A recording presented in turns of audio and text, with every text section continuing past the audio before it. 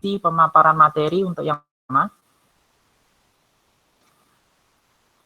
Kali ini saya ucapkan terima kasih kepada para peserta, para sponsor yang telah berdonasi. Semoga apa yang didonasikan nanti bisa bermanfaat, bukan cuma bagi diri kita sendiri, tapi bagi orang-orang di sekitar kita.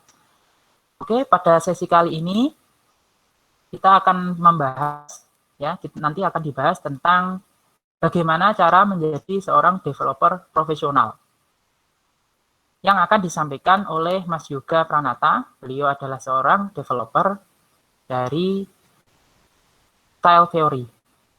Sebelum memulai sesi pertama webinar kali ini, saya bacakan untuk kode etik bagi peserta. Peserta diarahkan mikrofon dan mematikan webcam pada laptop, PC, atau handphone yang digunakan. Kedua, peserta dilarang melakukan share screen selama pemateri memaparkan materi. Ketiga, untuk mengajukan pertanyaan, peserta nanti bisa menggunakan platform Slido yang linknya akan saya bagikan pada kolom chat.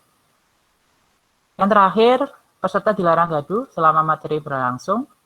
Mohon maaf jika nanti tetap gaduh, maka dengan sangat terpaksa kami dari panitia akan mengeluarkan peserta jika tidak dapat melakukan kerjasama dengan baik. Baik, Sobat Kreatif, langsung saja untuk sesi pemaparan materi utama hari ini kepada Mas Yoga Pranata. Waktu dan tempat saya persilahkan. Baik, terima kasih Pak Rudi. Assalamualaikum warahmatullahi wabarakatuh. Selamat pagi Sobat Kreatif. Terima kasih atas waktunya, mau meluangkan waktunya untuk mengikuti acara webinar ini. Juga terima kasih kepada semuanya telah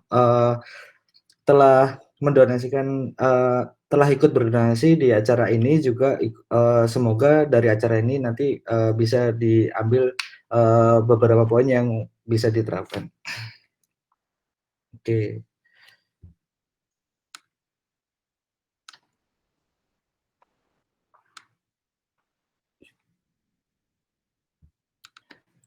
Oke, sebelumnya sebelum saya memulai, ini share screen saya kelihatan ya, Pak Rudi? Kelihatan, Mas. Oke, siap. Terima kasih. Oke, sebelumnya saya mau menerangkan, mau berbagi lebih tepatnya tentang bagaimana menjadi seorang developer profesional. Oh ya, sebentar. Saya nyalakan videonya. Nah, oke. Selanjutnya, sebelum dimulai, perkenalkan, nama saya Yoga Cahya Pranata. Saya adalah Android developer dari Style Theory. Kerjanya bisa di mana aja. Terus yang kedua, saya sebagai interim associate tech lead di squad operation. Terus yang ketiga, saya adalah technical writer dari Minddoors. Kalau kalian belum, kalau ada yang belum familiar sama Minddoors, bisa dibuka, bisa dicari aja di Google tentang Minddoors. Nanti banyak publikasi yang kalian dapat di situ tentang pengetahuan tentang Android developer maupun yang lain. Terus yang ketiga, jika kalian ingin menghubungi saya bisa melalui email atau lewat LinkedIn saya jika mau lihat-lihat, sama bisa mampir ke Medium saya jika ingin tahu apa saja yang pernah saya tulis di situ. Terus dalam materi kali ini saya akan berbagi tentang bagaimana sih struktur software engineer di perusahaan teknologi saat ini. Terus job desk dari masing-masing role itu apa saja, alat atau bahasa yang biasa dipakai oleh mereka, terus jenjang karir di perusahaan teknologi itu seperti apa, terus yang terakhir apa saja yang dibutuhkan untuk menjadi seorang developer profesional. Nah, untuk struktur dari engineering role di perusahaan teknologi saat ini, kurang lebih itu mereka sudah membagi beberapa fokus. Jadi udah gak ada lagi orang yang nanti suruh handle semuanya. Misalkan nanti ada orang yang dia harus handle mulai dari servernya sampai ke front-end-nya, itu nggak ada. Jadi sekarang tuh sudah difokusin ke sudah dipecah jadi beberapa bagian supaya nanti mereka bisa fokus untuk mengimprove hal tersebut. Contohnya mereka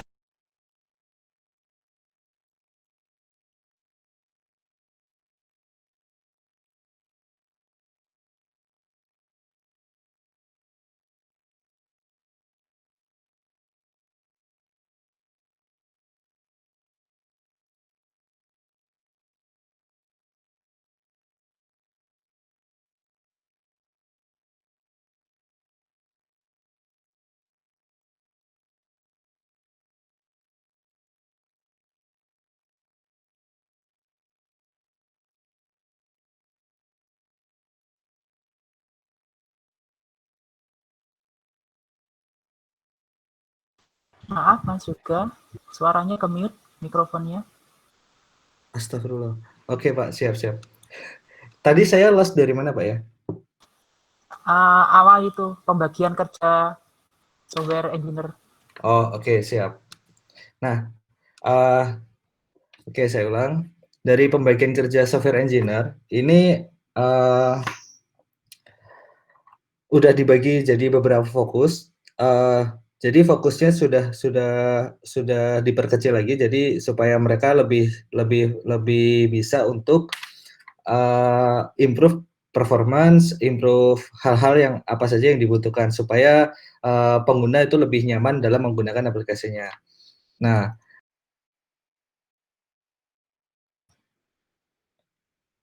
halo. Ya, Nah, kedengaran Mas. siap.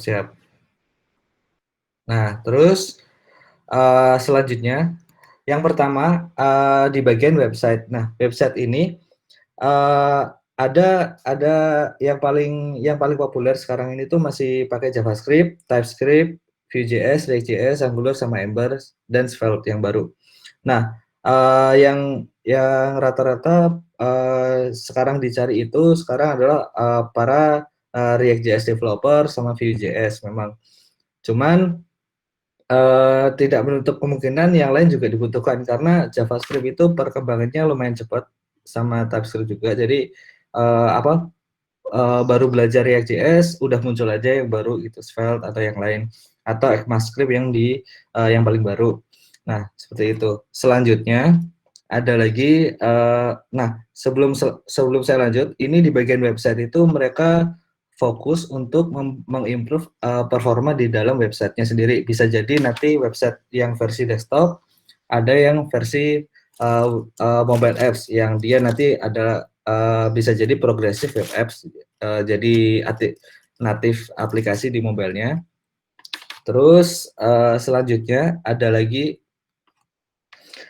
backend developers. Nah, backend developers rata-rata sekarang pakai Python, Golang, Java, atau Clojure.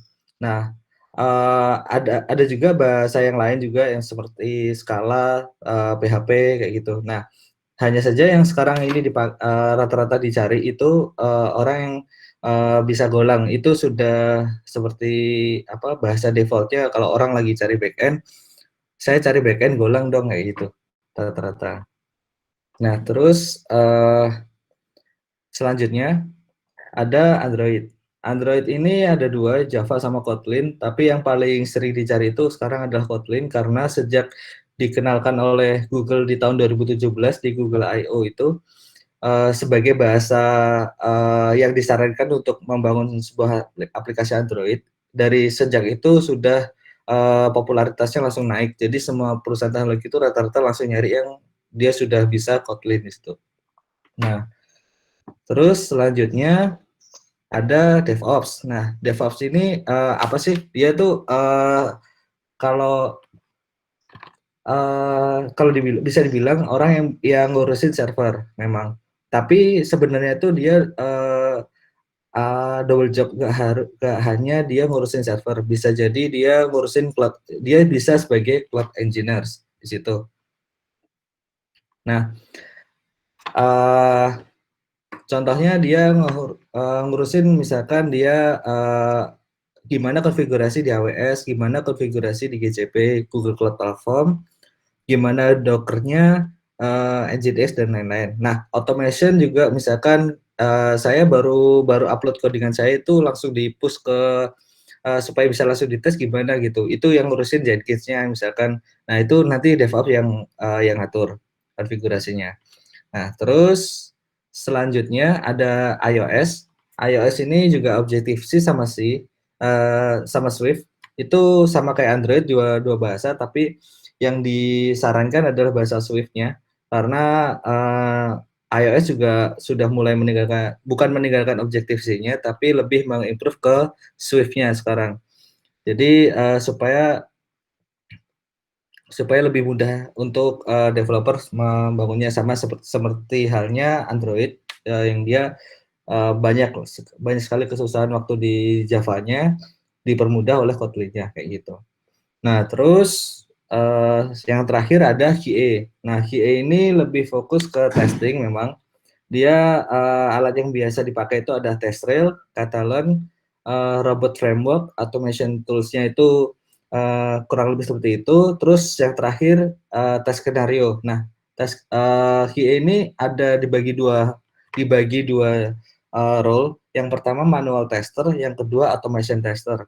Nah, yang manual tester dia fokus ke tes skenario-nya lebih detail supaya meminimalisir bug yang dihadapi oleh user. Yang kedua ada automation engineers, dia nanti membangun sebuah automation yang nanti testingnya tuh sekali jalan langsung bisa jalan sendiri. Jadi sekali tes dia langsung bisa jalan sendiri dari awal sampai akhir gitu. Nah, biasanya automation engineers ini dibutuhkan untuk di tahap regression. Jadi ada beberapa hal misalkan nanti waktu masa development tuh biasanya developers ngobrol sama QA ini untuk manual testernya. Nah, selanjutnya waktu masa regression ini jalanin automation-nya. Nah, yang terakhir nanti waktu masa release gitu. Terus ada satu lagi yang memang yang sudah saya singgung di awal, itu adalah full stack developer. Ini full stack developer ini bukan berarti dihilangkan, tapi tetap mereka tuh ada.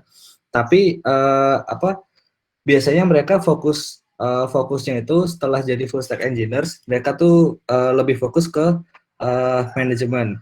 Nah, contohnya dia tuh full stack developer orangnya yang bisa semuanya, motivasinya tinggi, cepat belajar, mudah adaptasi juga, selalu melihat gambaran besar kalau dalam suatu masalah, dan dia juga bisa memperbaiki masalah itu dengan cepat. Nah, terus kalau bingung gambarannya seperti apa, kurang lebih seperti ini.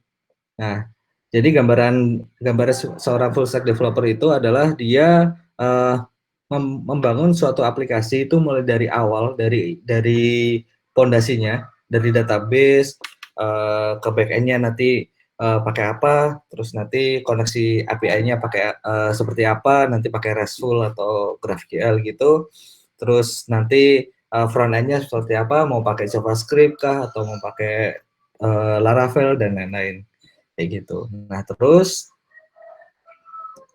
selanjutnya metode belajar. Mungkin sebagian sudah familiar dengan soft skills. Nah, mungkin tapi saya share lagi, ini kurang lebih membantu dalam hal belajar sebagai developer untuk menemukan fokusnya nanti pengen di bidang apa. Nah, yang pertama ada iShape. iShape ini dia belajar di satu bidang. Misalkan saya belajar di bidang mobile Android. Nah, saya pengen fokus belajar tentang gimana cara menghandle memory leaks, gimana cara menghandle UI-nya yang lebih smooth, gimana cara animation-nya, terus renderingnya supaya nggak nge-lag, nggak nge-freeze di HP itu kayak gimana. Terus cocok di semua screen itu seperti apa. Nah, itu jika fokus di satu bidang, itu untuk eye shape skills. Nah, yang kedua ada dash shape skill. Jadi dia belajarnya semuanya dulu. Dia belajar mulai dari back end, web, mobile, DevOps, test engineer. Jadi dia belajar semua dari satu. Nah, tapi biasanya belajarnya itu nggak terlalu mendalam di satu bidang karena bisa jadi back end saya yang penting bisa jadi dulu aplikasinya baru saya pelajarin satu-satu gitu. Nah, jadi kurang lebih itu kayak kulitnya gitu. Nah, terus yang terakhir ada T-shapes. Jadi dia belajar di semuanya tapi dia mendalami satu bidang. Contohnya saya belajar mobile Android nih. Android developer itu seperti apa sih, apa saja yang dibutuhkan untuk improve performance. Nah, tapi saya juga menutup kemungkinan, saya juga belajar gimana sih koneksi API itu yang bagus. Di web tuh apa saja sih teknologi yang terbaru gitu. Gimana sih cara automation, tanyanya ke DevOps gitu, automation untuk CI/CD-nya gimana gitu. Terus ke QA, gimana sih metode tes yang benar gitu, skenario-nya apa saja gitu. Atau mau ke engineer, automation engineers, misalkan untuk automation testing itu seperti apa gitu, pakai apa saja. Nah, kayak gitu. Jadi meskipun menguasai satu bidang, tapi nggak menutup untuk bidang yang lain gitu. Tetap tetap belajar. Nah, uh, bagi yang bingung, jadi maksudnya tuh saya mau fokus kemana sih belajarnya.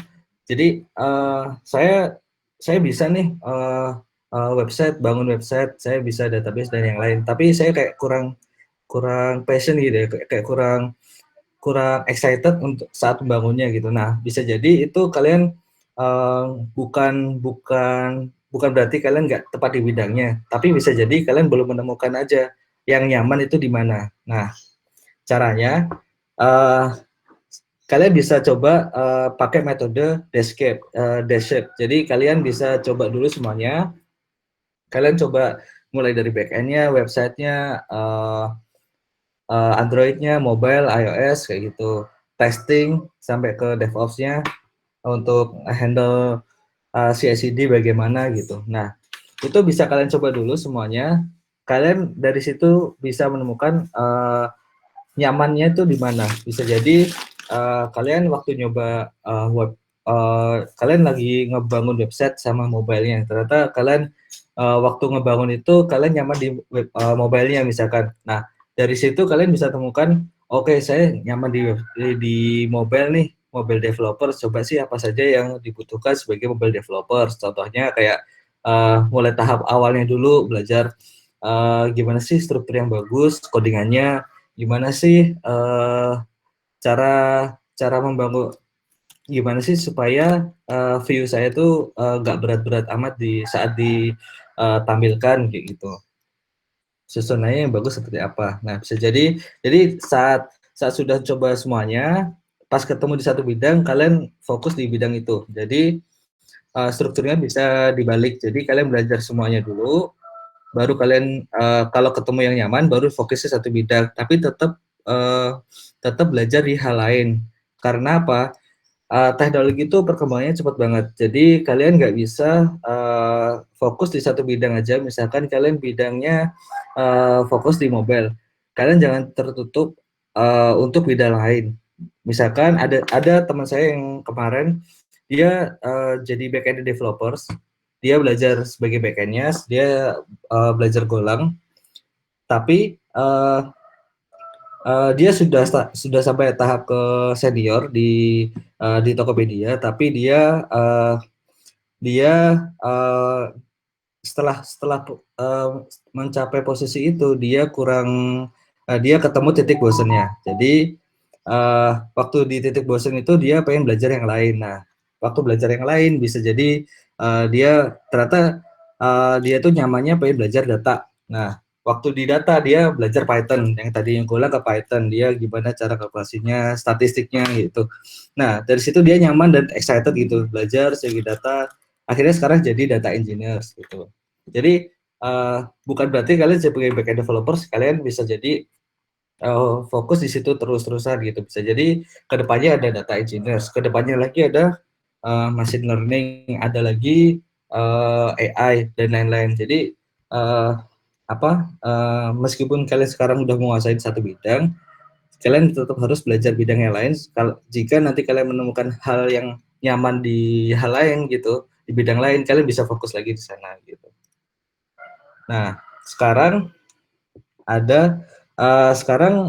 gimana sih cara sebagai developer profesional? Sebenarnya developer yang profesional itu kurang lebih sama semua ciri-cirinya, tapi dari masing-masing perusahaan itu mempunyai standar yang berbeda-beda.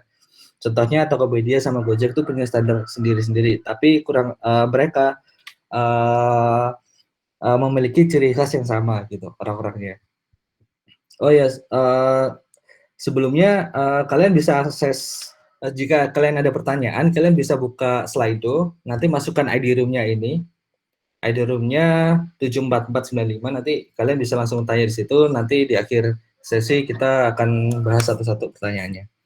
Oke, lanjut.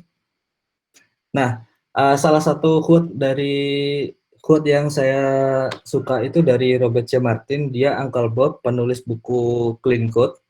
Nah, terus maksud dari quote-nya ini tuh yang saya suka karena orang yang ngoding itu pasti dia ngerti apa yang dia tulis pertama, ya kan? Tapi dia bisa ngerti saat itu, belum tentu kedepannya dia bisa tahu lagi. Nah, kejelasan saat menulis kode itu penting karena apa? Nanti kalian bisa, misalkan kalian nulis variabel A gitu saat ini, minggu depan kalian belum tentu ingat ini variabel A itu untuk apa gitu. Nah, kalian harus jelasin lebih spesifik variabelnya itu ini tuh tentang apa, misalkan variabel tampilan atau variabel view kayak gitu. Nah, itu bisa kalian tulis panjang juga nggak apa-apa, yang penting jelas.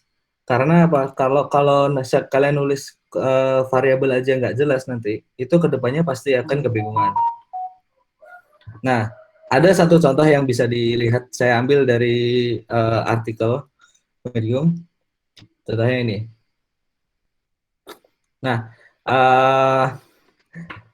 jadi waktu nulis pertama kali kita tahu yang bisa yang paham codingan ini tuh kita sama Tuhan aja gitu. Tapi pas waktu sebulan kita tinggal gitu, kita udah nggak pegang lagi projectnya, kita pindah ke project lain. Ternyata ada bug nih di project lama gitu. Ada bug, terus kalian buka lagi kan otomatis project lamanya gitu. Nah, dari situ kalian pas waktu buka, waduh apa ya ini? Ini maksudnya apa gitu. Jadi kalian harus nelusurin lagi satu-satu gitu. Ini dari sini dipanggil di mana, variabel ini dipanggil di mana lagi gitu. Ternyata panggilnya multiple nih di tempat-tempat lain juga. Nah, kalian telusuri satu-satu, ini kenapa gitu. Jadi kelamaan waktu debuggingnya. Nah, kalau kalian dari variabelnya udah bisa jelas, kalian lebih gampang cara tracingnya kan. Itu juga akan membantu kalian di kemudian hari gitu. Kalau kalian menulisnya pun juga jelas gitu. Dan itu juga berlaku di dalam tim. Contohnya kalian bekerja dalam tim, kalian ngoding dalam satu tim tuh kalian kan ngodingnya barengan gitu. Kalian nggak akan kebingungan kalau kalian punya standar ngoding yang jelas gitu. Kalian punya cara penulisannya bagus, teman kalian juga otomatis bisa paham. Oh, maksudnya ini codingannya gitu. Oh, maksudnya fungsinya ini buat apa gitu. Itu udah langsung dengan lihat aja tuh udah langsung tahu gitu maksudnya buat apa. Tapi kalau teman kalian satu tim aja waktu lihat codingannya itu masih nanya ke kalian, berarti fungsinya itu masih belum jelas, masih belum bisa dikatakan jelas gitu. Nah, oke, banyak juga yang dapat kode warisan gitu. Misalkan ada limpahan project dari orang lain, misalkan oh si A ini ternyata gak bisa selesaiin projectnya nih, ada terkendala apa gitu. Akhirnya kalian yang dapat limpahan projectnya. Pas waktu buka codingannya, waduh ini buat apa, maksudnya buat apa kayak gitu. Nah, daripada saya harus nerusin, mending saya buat ulang dari awal. Nah, hal kayak gitu kan menyusahkan kan. Jadi apa kalian ngoding udah lama-lama, yang endingnya nanti kalian refactor jadi kalian buat dari nol lagi. Itu kan ngebuang waktu yang tadinya kalian udah ngoding 2 bulan, ngulang lagi dari nol kan juga sayang gitu kan. Nah, terus makanya di situ penting untuk nulis kode yang bersih supaya kode bersih itu maksudnya kode yang bisa dibaca dan dipahami oleh satu tim. Meskipun kalian bekerja sendiri, misalkan kalian bisa bisa sharing ke teman tim yang lain, misalkan, oh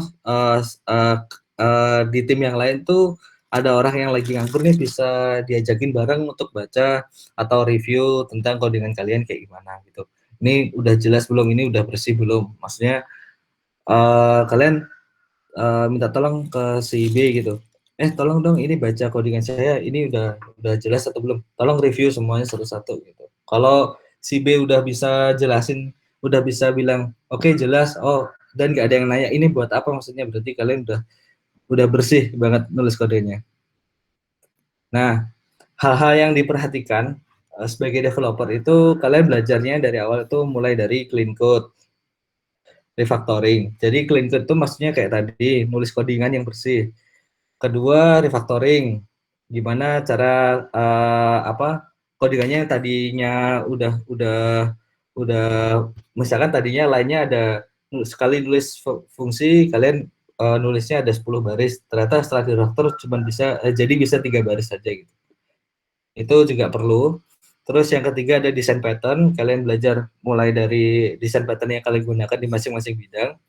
Yang keempat ada solid principle. Kalian harus tanemin apa itu solid principle. Kalian bisa googling juga nanti. Terus yang kelima ada test driven development. Kalian starting ngoding itu mulai dari tesnya dulu, bukan dari ngodingnya dulu.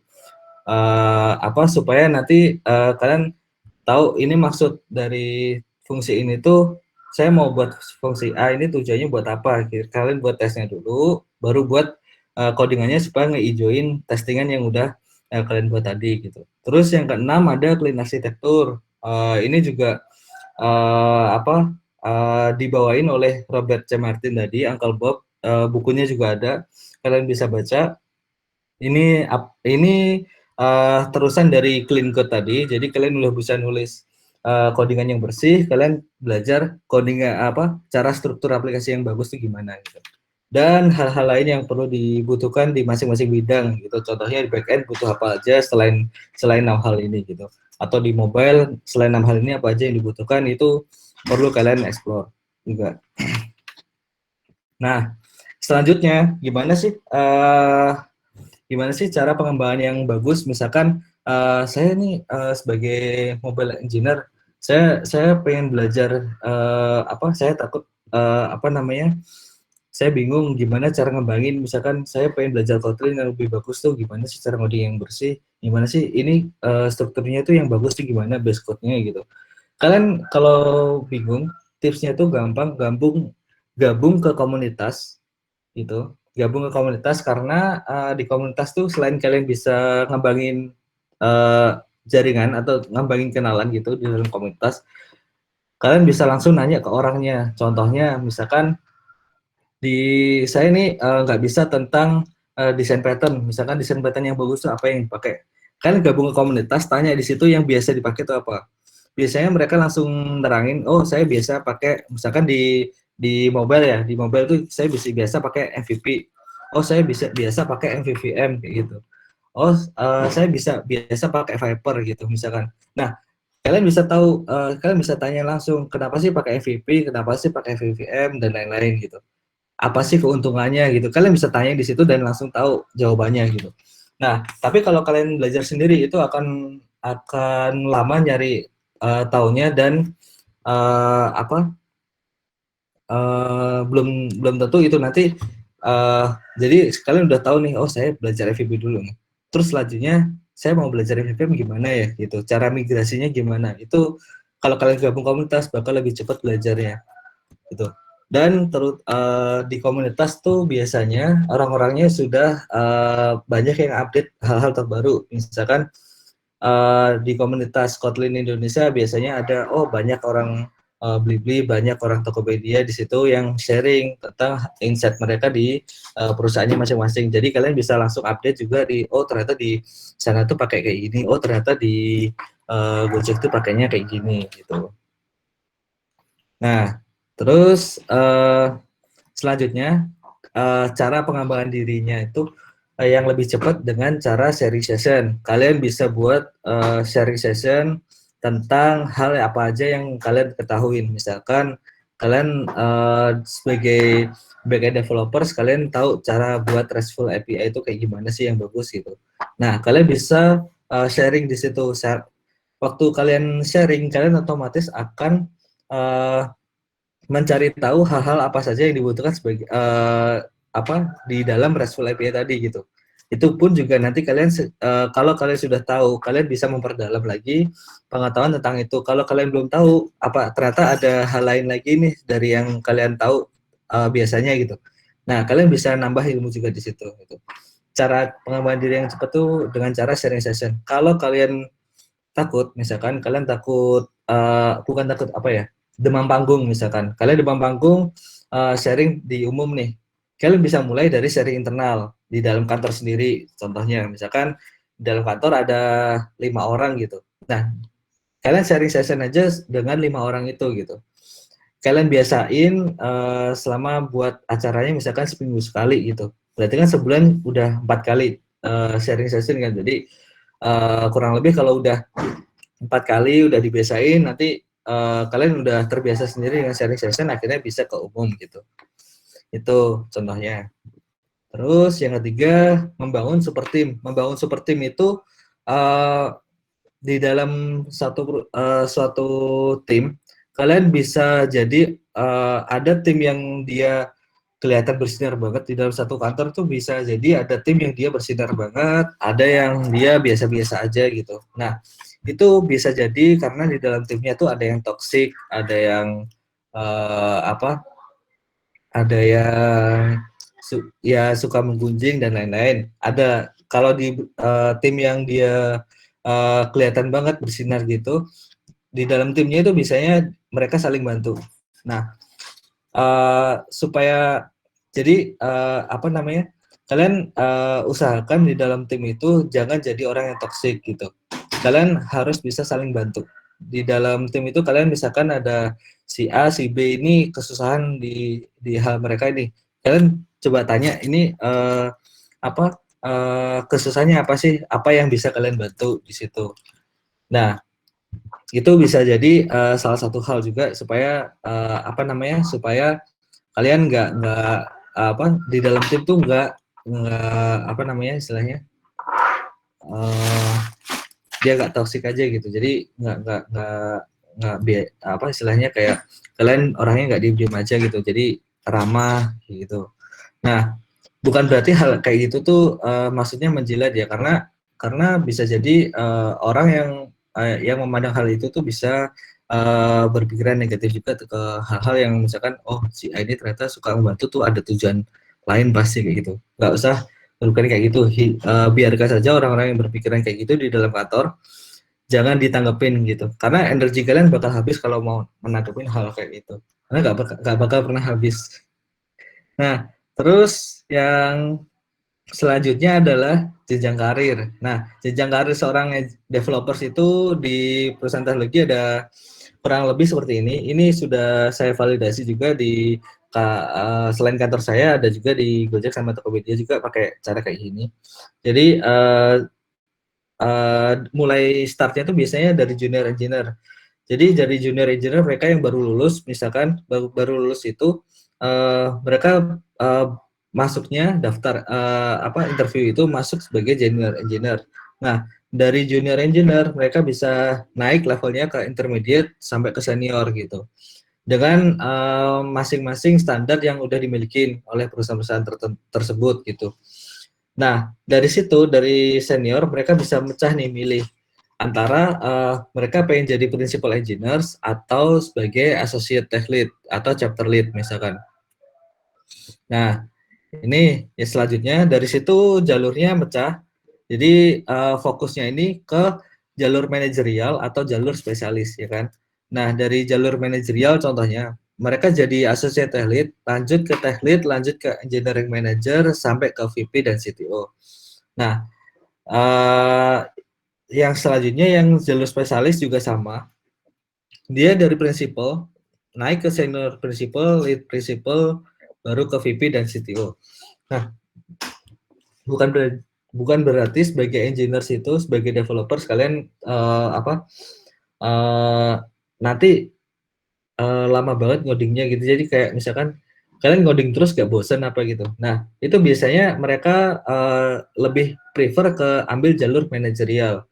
Nah, bukan berarti associate tech lead kayak gini tuh di atasnya principal engineer. Mereka setara, jadi nggak ada istilah di mana jabatannya lebih tinggi gitu. Karena mereka sebenarnya setara tapi beda jalur aja gitu. Jadi jalur manajerial sama jalur spesialis. Kalau principal engineer misalkan gitu, mereka lebih ke lebih mendalami hal teknisnya. Contohnya kalau di Blibli itu mereka sebagai technical architect. Dari technical architect mereka sering sharing gimana cara arsitektur yang bagus kayak gitu. Nah, terus apa sih yang harus dimilikin di masing-masing jalur? Contohnya, misalkan kalian ambil jalur spesialis. Nah, yang harus dimilikin itu adalah orang yang pertama orangnya suka hal-hal teknis, nggak mungkin orang suka manajemen masuk ke jalur spesialis. Yang kedua, hindarin mengurusin orang lain, apalagi yang nggak ada hubungannya sama hal teknis. Jadi hal-hal misalkan jangan buat gosip kayak gitu, jangan suka misalkan, oh si A tuh orangnya supel ya, oh si A tuh orangnya kok jutek amat gitu, jangan kayak gitu. Biarkan aja karena masing-masing orang kan juga punya karakternya masing-masing kan, jadi jangan suka ngurusin hal-hal tersebut gitu. Terus yang ketiga, belajar tentang software arsitektur itu penting, karena sebagai spesialis kalian pasti nantinya bakal belajar hal itu, dan itu pasti software arsitektur itu pasti dipakai di semuanya. Nah, terus yang keempat, belajar cara scaling application. Jadi kalian waktu buat codingan tuh gimana cara scalingnya. Jadi nggak harus kalian buat, oh ini fungsinya cuma dipakai di sini doang kok. Gitu. Jangan berpikiran yang penting jalan dulu aplikasinya gitu. Tapi kalian harus juga bisa mikirin gimana cara scalingnya. Oh bisa jadi ini fungsi ini nanti itu yang kalian buat bisa dipakai ke depannya. Ya udah, kalau bisa ternyata ada kemungkinan ke depan dipakai, buat yang bisa dipakai ke depan juga. Jadi nggak usah jangan buat yang dipakai hari itu gitu. Nah, yang selanjutnya adalah cara improve performance. Kalian harus tahu gimana cara improve. Misalkan kalian ambil jalur sebagai mobile developers, kalian harus tahu cara improve performance, gimana rendering GPU-nya supaya lebih bagus, CPU-nya nggak overheat itu gimana, terus supaya nggak memory leaks itu gimana, UI-nya biar nggak nge-freeze kayak gimana, seperti itu. Nah, orang-orang kayak gini tuh biasanya cocok untuk introvert sih memang. Jadi orang yang jarang banget ngobrol sama orang lain, tapi sebenarnya mereka itu bukan berarti mereka nggak mau ngobrol sama orang lain ya. Mereka biasanya mau ngobrol itu dengan hal-hal yang mereka sejalan gitu. Jadi misalkan orang ini sebagai mobile developers gitu. Biasanya tuh mereka bisa gampang ngobrol tuh dengan sama-sama mobile developers dan ngobrolin hal-hal kayak teknis kayak gitu. Nah, fokusnya itu ke depan jadi selalu berpikiran untuk ke depannya. Contohnya bahasa pemrograman yang baru itu apa sih nanti ke depan gitu. Atau ada bahasa pemrograman baru kalian harus pelajarin supaya nanti misalkan kayak tadinya Android nih, dia pakai Java. Nah, ternyata ada Kotlin yang baru gitu. Mereka harus belajar yang Kotlin karena apa? Mereka harus bandingin ini kenapa sih muncul bahasa baru dan apa sih keuntungannya gitu. Bisa jadi nanti malah dipakai gitu. Bisa jadi yang bahasa sekarang bisa ditinggalin karena bahasa yang lain itu lebih mudah dipelajarin atau bisa lebih ringkas gitu. Atau punya hal-hal keuntungan yang lain. Paradigma baru, mereka belajar tentang paradigma baru, database baru apa saja. Contohnya misalkan kalau mereka sebagai back end, atau arsitektur baru gitu, arsitektur apa saja sih yang terbaru sekarang, misalkan Google yang bawa Jetpack-nya kayak gitu. Terus pendekatan cara kerja baru ini seperti kayak dia sebagai agile team nanti dia mau pakai Scrum atau apapun gitu. Nah, mereka tetap belajar hal-hal tersebut, hal-hal teknis kayak gitu. Nah, kalau kalian ambil jalur manajerial, kalian apa orang-orang yang ambil jalur manajerial itu cocok orang yang suka mimpin orang lain pertama. Itu kedua suka mengurus hal-hal non teknis. Tapi bukan hal-hal kayak gosip ya. Itu seperti kayak komunikasi, komunikasi yang baik. Terus jenjang karir masih apa jenjang karir di dalam timnya itu seperti apa. Building culture-nya. Jadi di dalam tim itu supaya nggak monoton tuh gimana gitu. Jadi belajar hal-hal yang non teknis seperti itu.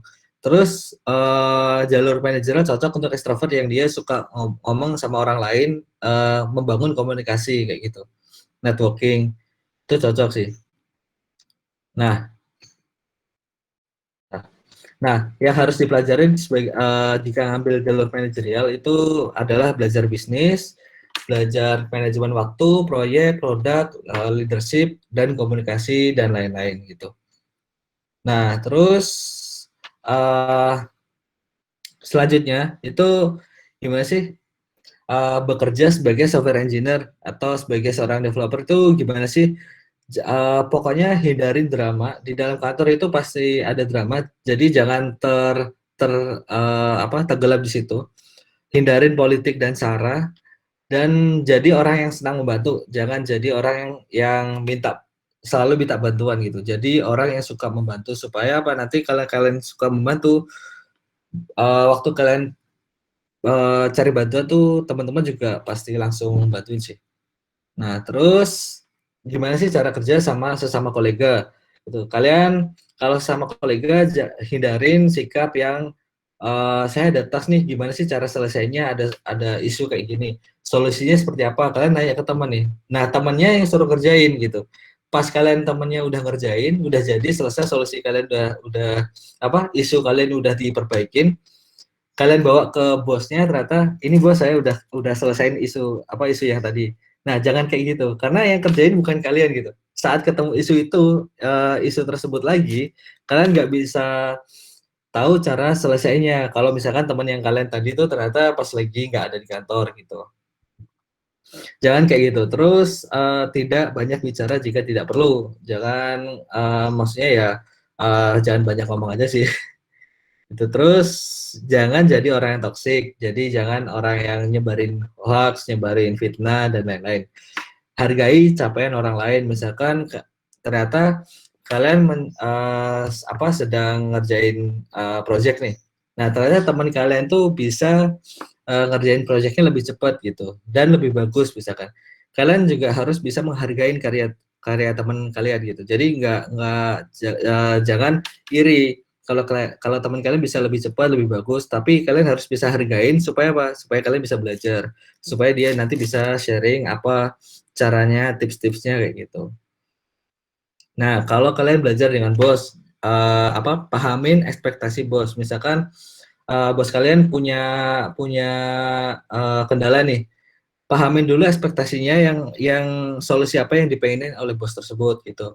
Nah, kalau misalkan bosnya ini suka debat gitu, gunakan data. Kalian harus cari data yang proper apa aja yang kalian butuhkan, baru kalian bawa ke bos kalian gitu. Jadi nggak berdasarkan asumsi gitu. Ada data. Nah, terus selesaikan pekerjaannya, jangan ditunda-tunda gitu. Apalagi kalau udah selesai pekerjaannya dan bos itu belum nanya itu kerjanya gimana, udah selesai belum gitu. Kalian udah selesai duluan, kalian pasti lebih diapresiasi sama bos dan nanti bisa diperhitungkan misalkan promosi, kenaikan bonus atau gaji gitu misalkan.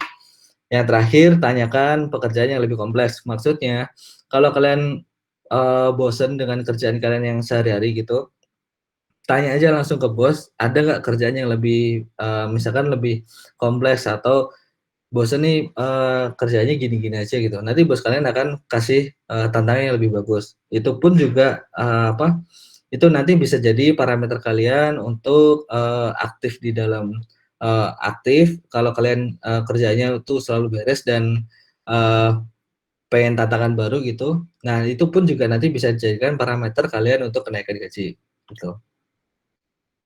Nah, selalu dokumentasikan apapun yang terjadi jika bos kalian itu abuser gitu. Nah, terus selalu ingat kita tidak selalu bisa memilih dengan siapa kita bekerja. Jadi kalian nggak bisa, oh ternyata kerja di sini nggak nyaman nih orangnya, bosnya tuh kasar, bosnya tuh suka marah-marah gitu. Nah, kalian belum tentu pindah kerja itu ketemu bos yang lebih nyaman. Karena apa? Pas interview bisa jadi bosnya itu ramah karena nggak ada masalah gitu. Nah, pas ketemu masalah kalian nggak tahu orang itu kayak gimana. Jadi kalian nggak bisa, belum tentu bisa milih bos kalian itu seperti apa. Tapi kalian harus bisa nyikapin dengan benar. Misalkan jika bosnya marah-marah dan nggak ada data, kalian harus bawa data di sana supaya persepsi bosnya itu bisa berubah gitu. Terus, nah kurang lebih perusahaan teknologi yang menerapkan hal tadi, misalkan dengan role engineers yang udah dipisah, dengan jenjang karirnya itu dari sini saya udah beberapa research ke teman-teman yang ada di salah satu perusahaan ini juga. Nah, dan masih banyak juga yang lain perusahaan teknologi yang lain, misalkan startup sekarang udah nerapin teknologi sisanya. Jadi mereka sudah nerapin dengan role yang sudah dipisah juga, dengan web sendiri, backend sendiri, DevOps sendiri kayak gitu.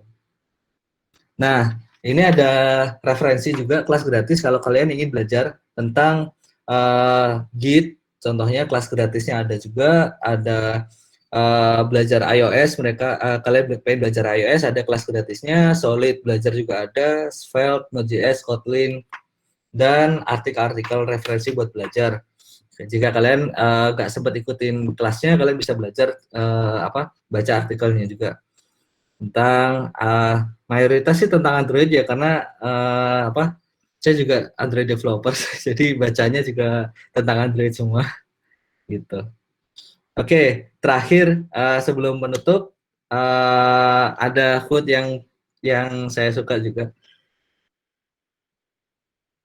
I'm a software engineer, I can fix printer or hack a Facebook or account Instagram account-nya. Ini apa? Jadi rata-rata orang engineers itu ditanyain, "Lo kerja di IT ya?" "Iya." "Tolong dong, Bro, hackin Facebook mantan," gitu. Atau kalau enggak, "Ini printer kenapa ya rusak?" gitu. Di kantor tuh nggak jarang juga yang ditanyain, "Ini printernya kenapa nih kok nggak bisa ngeprint? Ini kenapa nih kok kedip-kedip lampunya?" gitu. Nanyanya ke anak-anak engineers itu. Padahal juga ada IT sendiri yang bagian infrastruktur yang ngurusin jaringan, ngurusin printer gitu juga ada tapi tetap aja mereka memandang pokoknya anak IT aja udah. Nanya anak IT gitu, pokoknya bisa lah gitu. Kayak gitu sih. Nah, oke. Terakhir, kalian bisa buka Slido lagi, masukin jika ada yang belum masuk ke Slido dan belum nanya, bisa buka Slido-nya, masukin ID-nya 74495, nanti langsung tanya aja di situ. Insya Allah saya jika cukup waktunya saya jawab satu-satu nanti, insya Allah. Terima kasih atas waktunya. Mungkin saya ulang, terima kasih atas donasinya para peserta dan semuanya, dan terima kasih juga atas waktunya sudah diluangkan untuk mengikuti acara ini gitu. Dari saya, Ihdinas Shiratal Mustaqim. Wassalamualaikum warahmatullahi wabarakatuh.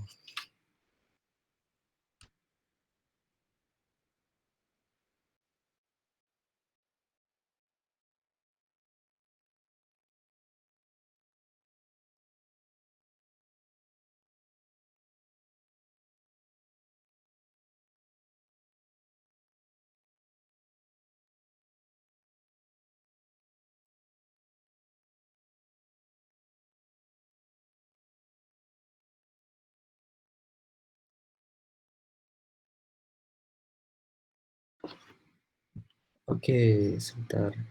Pak Rudi.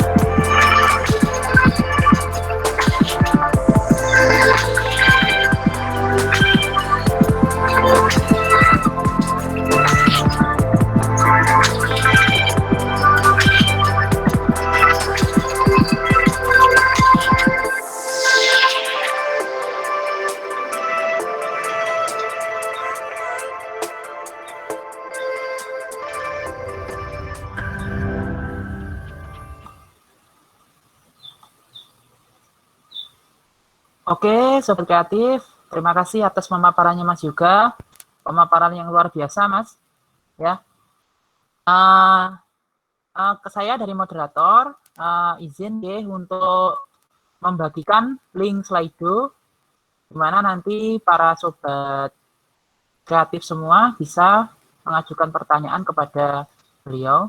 Sedikit informasi bahwa Mas Yoga ini adalah seorang developer diri, di mana beliau dulu pernah bersekolah di SMK Negeri 1 Kediri dan lanjut ke Poltek Kediri. Nah, seperti itu. Sekilas Mas Yoga, ini terkait dengan materi Anda tadi benar-benar luar biasa. Mungkin sambil menunggu ada beberapa pertanyaan yang masuk, mungkin bisa berbagi Mas. Kira-kira Mas Yoga sudah berapa lama bergelut di dunia industri developer Mas? Monggo silahkan sambil menunggu. Oke Pak, siap. Saya sebagai developer udah kurang lebih 8 tahun, mulai dari sejak kuliah juga dulu. Saya dulunya kerjanya awal dari Kediri, terus hijrah ke Sidoarjo, ke Surabaya, baru ke Jakarta sekarang, sampai ke Singapura. Itu Wah, Singapura Mas? Iya, kantor sekarang kan di Singapura. Oke, luar biasa. Baik, ini ada pertanyaan Mas Yoga. Siap-siap. Yang pertama itu dari Nada, ada tips enggak untuk nulis coding yang clean code dan optimal? Ada tips nggak? Ada. Baca ini.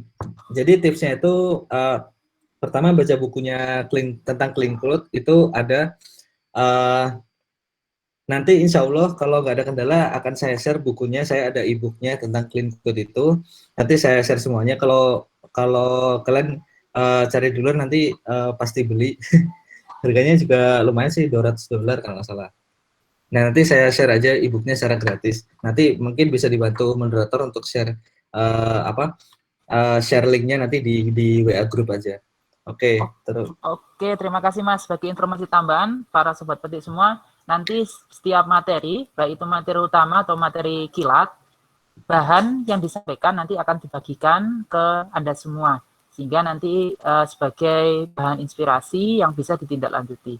Oke, lanjut ke pertanyaan selanjutnya, Mas. Siap, Pak. Nah, ini ada pertanyaan, terkadang sebagai pelajar atau mahasiswa itu bingung untuk memulai belajar pemrograman. Nah, kira-kira saran dari Mas Yoga, bahasa pemrograman apa yang cocok dipelajari di awal, Mas? Monggo. Nih, tadi juga sempat disinggung kan, jika bingung mulai dari mana tuh belajarnya, mulai dengan cara belajar semuanya dulu.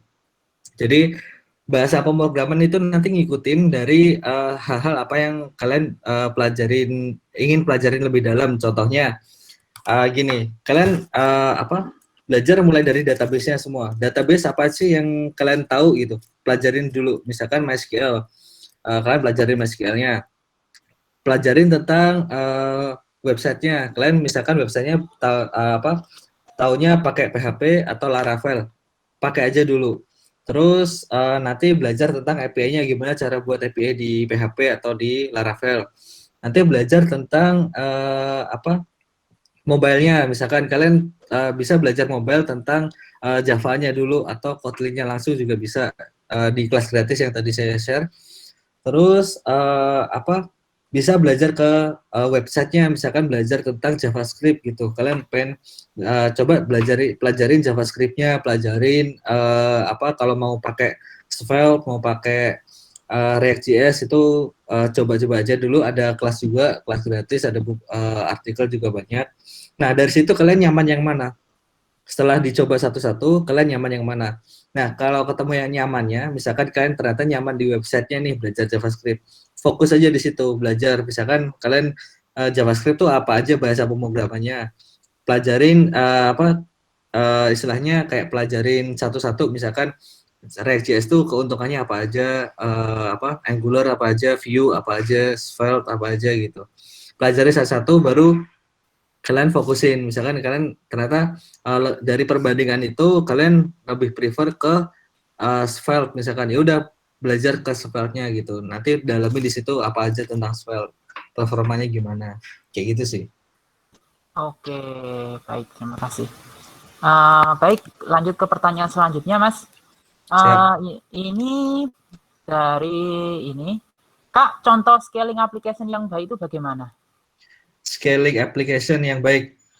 Kategori baik itu sebenarnya kalau kalian udah buat aplikasi yang dia tuh mudah diimplement dimanapun. Misalkan kalian bisa jadi buat satu fungsi tentang menghitung jarak gitu. Nah, ternyata di dalam menghitung jarak itu kalian bisa pecah lagi di dalamnya. Yang tadinya cuma menghitung jarak dari A ke B, kalian bisa pecah lagi jadi satu fungsi lagi kalkulasi. Nah, dari situ kan kalkulasi itu udah jadi scaling aplikasi, udah bisa di scale lagi kan, supaya nanti kalkulasi itu bisa dipakai di fungsi yang lain juga gitu. Jadi nggak hanya dipakai untuk menghitung jarak saja, jadi bisa jadi dipakai untuk yang hal-hal lain, misalkan menghitung volume dan lain-lain gitu. Itu maksudnya contoh scalingnya gitu. Jadi kalian udah tahu kedepannya kira-kira itu bisa dipakai untuk apa aja.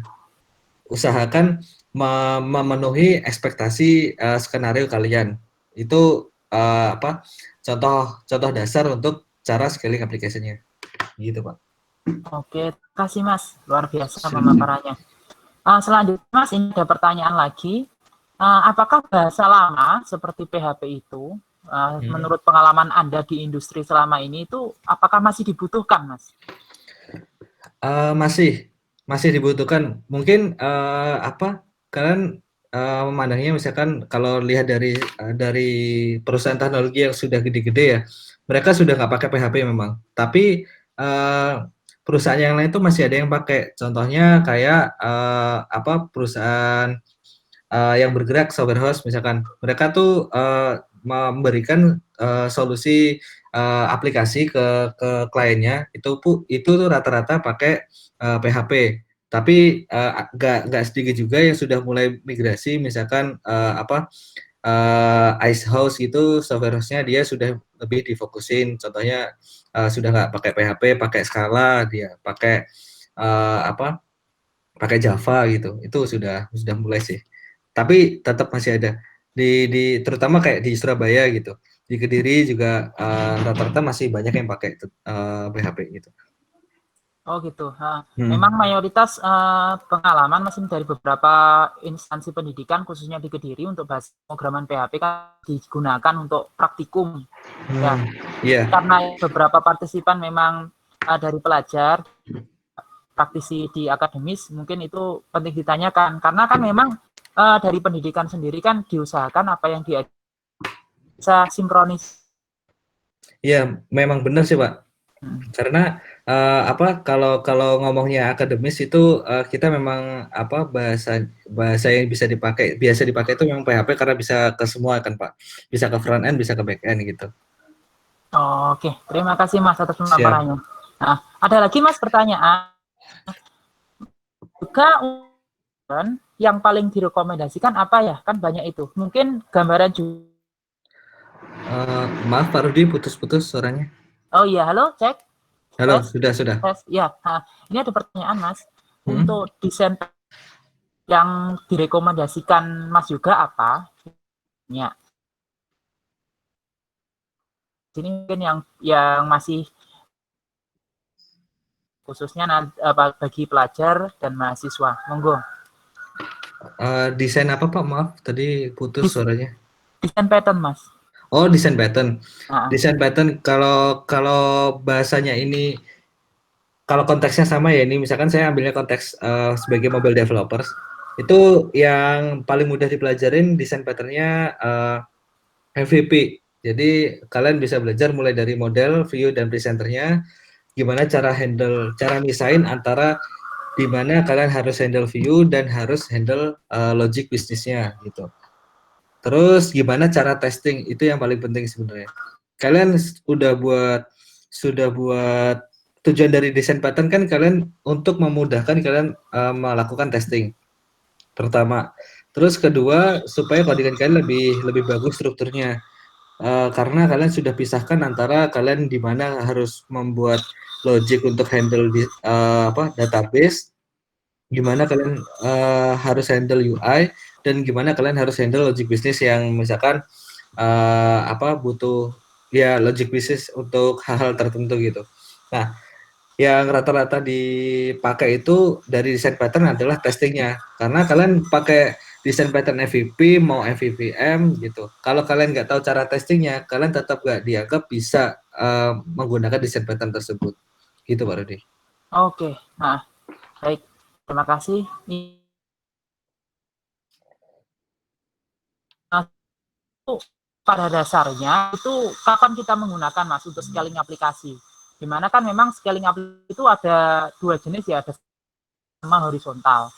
Kira apa salah satu contoh scaling itu untuk contoh sederhananya? Ini ada pertanyaan seperti itu. Oh, mungkin contoh sederhananya gini, kalian buat kalian bisa lihat aplikasi Gojek. Di aplikasi Gojek itu di dalamnya pada awalnya tuh mereka buatnya satu aplikasi full, ya kan? Nah, mereka sekarang ini udah codingannya sudah dipisah-pisah sesuai dengan bisnisnya. Contohnya sekarang di dalam aplikasi Gojek itu ada GoRide sama GoCar. Yang tadinya aplikasinya tadinya codingannya jadiin di satu base codingan. Sekarang sudah mulai dipecahin satu-satu. Jadi GoRide jadi satu aplikasi base code sendiri, GoCar satu base code sendiri gitu. Yang nantinya kan dari situ sudah bisa di scanning lagi. Oh, GoRide ini karena dia nantinya bisa dipakai dimanapun, akhirnya dicopot nih. Maksudnya dicopot, dia jadi satu modul sendiri yang nanti bisa di-embed ke halaman-halaman lain gitu. Jadi nggak susah untuk eskalasinya codingannya, mulai dari UI-nya, strukturnya kayak gitu. Nah, terus yang kedua setelah dipisah itu keuntungannya, nanti kalian bisa bisa testing terpisah. Kalau kalian ngoding di dalam aplikasi GoRide-nya sendiri gitu, itu kalian nggak ngeganggu yang lain. Nah, jadi kalian bisa standalone berdiri sendiri. Jadi nggak maksudnya apa namanya? Jadi nggak keterkaitan untuk yang jadi masing-masing fitur tuh nggak ada keterkaitannya gitu sih Pak Rudi. Oke, jadi untuk Mas ini untuk industri kecil ataupun freelance itu memang jarang digunakan ya, karena memang aplikasi ini biasanya digunakan app Gojek dan lain sebagainya. Pada dasarnya memang scaling itu ada pertimbangan yang Mas juga sudah paparkan tadi terkait dengan fungsionalitas, bagaimana agar satu fungsi itu nanti ketika fungsi itu di maintenance itu nggak mengganggu dengan fungsi-fungsi yang lain. Oh, contohnya saya ambil contohnya sebagai di mobile ya Pak ya. Ya, Jadi di mobile developer di Android contohnya kalian buat satu UI satu activity, misalkan kalian buat activity login misalkan. Kalian sudah buat strukturnya bagus, tampilannya bagus, codingannya di satu activity. Kalian sudah pisahkan presenternya sama modelnya untuk handle database dan untuk handle logic bisnisnya, misalkan kalau dia salah input email, salah input password dan lain-lain. Nah, yang jadi pertanyaan di dalam activity itu bisa jadi ada hal-hal kayak contohnya dia mungkin nyimpen datanya di database dan dipanggil di situ. Nah, bisa jadi pengambilan data di database itu, pengambilan datanya yang dipakai di dalam halaman login itu bisa jadi di halaman lain itu dipakai. Nah, akhirnya dari situ akhirnya supaya bisa ngehandle supaya bisa ngehandle halaman lain, itu kalian harus bisa copot base-nya. Jadi kalian harus buat satu base activity yang nanti di-embed ke activity login, activity yang lain-lain gitu.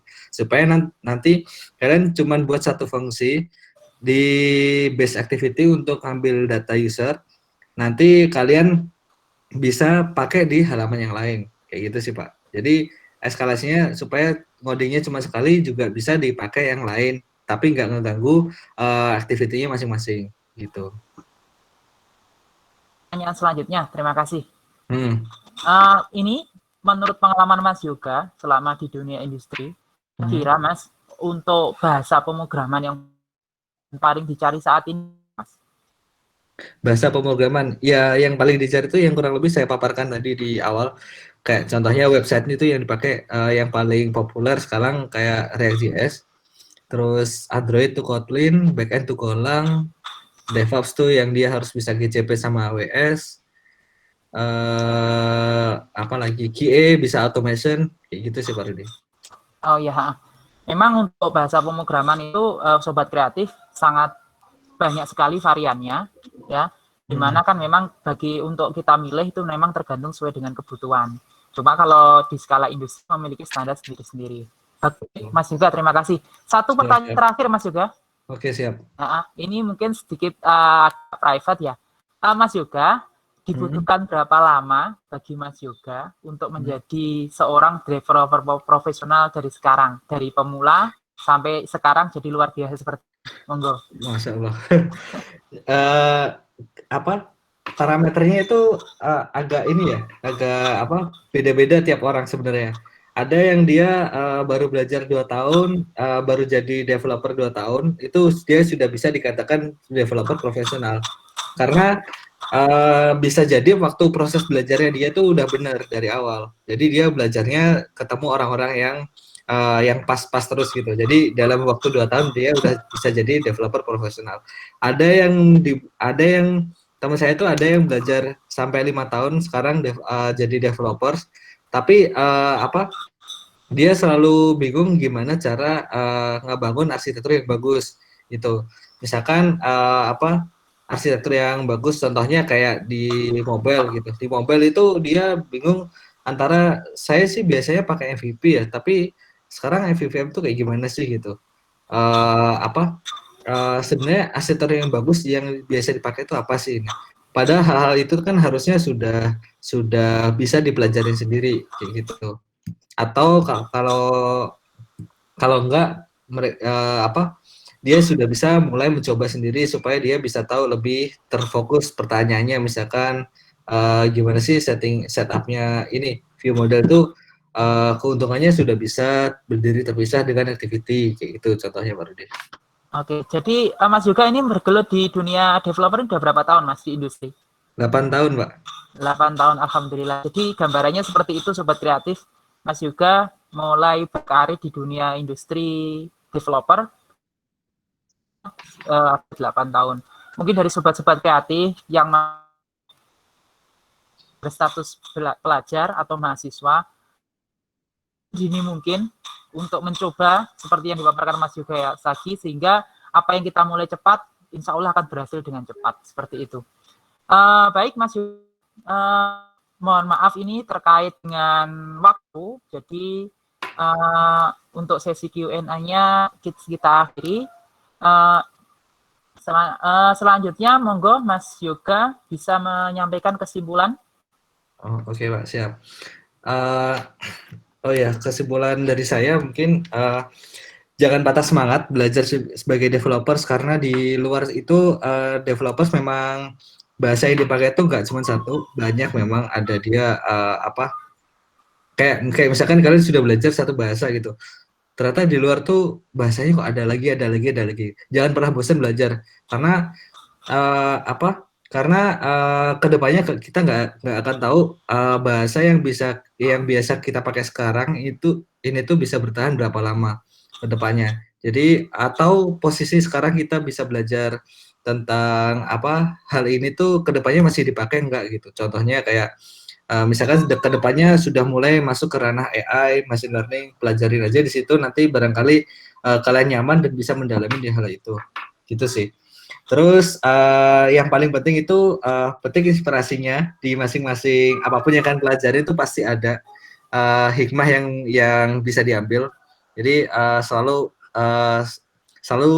semangat dan selalu penasaran aja. Gitu Pak Rudi. Oke, terima kasih Mas Yoga atas pemaparan yang luar biasa. Semoga bisa memetik inspirasi dari pemaparan Mas Yoga. Nantinya benar-benar bisa bermanfaat bagi Anda semua. Yang selanjutnya saya ucapkan terima kasih yang telah memenuh kegiatan ini. Multek adalah salah satu usaha bergerak di bidang ATCS yang berlokasi di Kediri. Bagi sobat kreatif yang nantinya ingin bertanya lebih lanjut tentang Mas Yoga, bisa nanti kita share untuk materi-materi Mas Yoga yang sudah disampaikan. Di situ insya Allah ada kontaknya Mas Yoga. Mungkin sobat kreatif, Mas Yoga ini termasuk juga panitia, di mana kalau sobat kreatif tergabung dalam grup WhatsApp, yang menginvite adalah salah satunya Mas Yoga. Di situ kontaknya langsung bisa Anda dapatkan. Nah, seperti itu. Dari saya pribadi cukup sekian sebagai moderator. Apabila ada kurang dan salah saya selama memoderatori sesi ini, saya minta maaf sebesar-besarnya. Mohon maaf kepada sobat kreatif. Mungkin ada beberapa pertanyaan yang belum saya ajukan karena memang kita terkendala waktu. Setelah ini, insya Allah ada sesi kilat yang disampaikan oleh Bapak Muhammad Saiful Muharram. Beliau adalah salah satu staf pengajar dari SMKTI Kediri mengenai inspirasi cara subnetting kilat. Demikian yang bisa saya sampaikan. Kurang lebihnya saya mohon maaf. Ihdinash shiratal mustaqim. Wassalamualaikum warahmatullahi wabarakatuh. Waalaikumsalam warahmatullahi wabarakatuh.